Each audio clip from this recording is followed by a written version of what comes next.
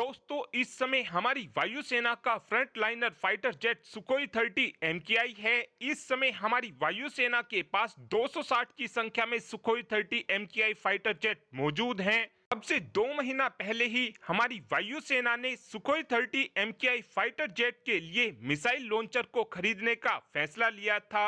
इन launcher को specially अस्त्र mark 2 और अस्त्र मार्क 3 मिसाइल के लिए लिया जा रहा था, लेकिन अब बताया ये जा रहा है कि हमारी वायुसेना सुखोई 30 MKI फाइटर जेट के लिए एक कॉमन लॉन्चर को लेना चाहती है। कॉमन लॉन्चर होने का हमको यह फायदा होगा कि हमको बार बार मिसाइल के लॉन्चर को नहीं बदलना पड़ेगा और हम एक ही लॉन्चर की मदद से अपनी हर तरीके की मिसाइलों को फायर कर सकेंगे। और इस समय यदि देखा जाए तो अगर हमको 250 किलोमीटर की रेंज की मिसाइल को फायर करना होता है तो उस समय हमको अलग लॉन्चर की जरूरत पड़ती है, और अगर हमको 50 किलोमीटर रेंज वाली किसी मिसाइल को फायर करना पड़ता है तो उस समय हमको अलग लॉन्चर की जरूरत होती है। लेकिन अब ज्यादा दिनों तक ऐसा नहीं चलने वाला है, क्योंकि हमारी वायुसेना की इस जरूरत को देखते हुए हमारे सुखोई 30 MKI फाइटर जेट के लिए एक कॉमन लॉन्चर बनाया जा रहा है, जिस पर हम हर तरीके की मिसाइल को लगाकर फायर कर सकेंगे।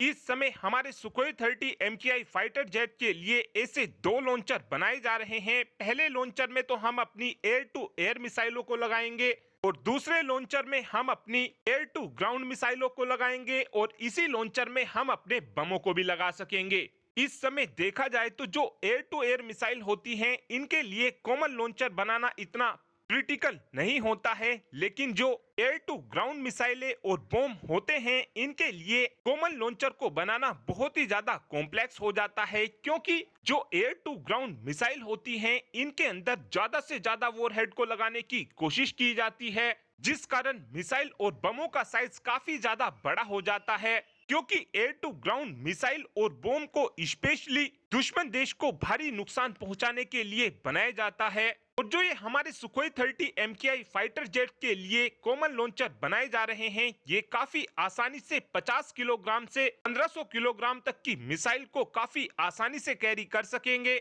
इन लॉन्चर के आ जाने के बाद हमारा बहुत सा समय भी बचने वाला है, और इन लॉन्चर का हमको सबसे बड़ा फायदा जब होगा जब हमारा किसी देश के साथ युद्ध हो जाएगा। और आप सभी ये बात जानते ही हैं कि फाइटर जेट दुश्मन देश के ऊपर काफी तेजी से बमों को बरसाकर आ जाता है। उसके बाद जब फिर से फाइटर जेट के अंदर हथियारों को लोड किया जाता है, उसमें काफी ज्यादा समय लग जाता है, लेकिन कॉमन लॉन्चर लगे होने की वजह से ये काम काफी तेज हो जाएगा, जिससे हम अपने दुश्मनों पर काफी तेजी से बमों की बारिश कर सकेंगे।